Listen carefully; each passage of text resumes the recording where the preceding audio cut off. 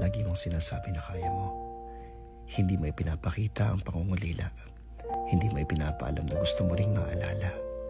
Hindi mo ipinapahalata na sabik ka sa yakap, sa kausap at sa pagtanggap. Na kahit sinasabi mong sanktuaryo para sa iyo ang pagbabasa ng libro, mas gusto mo pa rin ang kwento mula sa paborito mong tao. Mas gusto mong may kasama habang tumutugtog ang mga inipon mong kanta. Mas gusto mong gumising sa umaga na alam mong may handa sa iyong umunawa. At sa gabing pagod ka, gusto mo ng pangangamusta. Gusto mo ng tengang handang makinig, ng mga matang sasang-ayon kahit ikaw man ang mali o tama. Gusto mo ng lambing, ng kamay na hahawak sa iyo at ipaparamdam kung gaano ka kahalaga.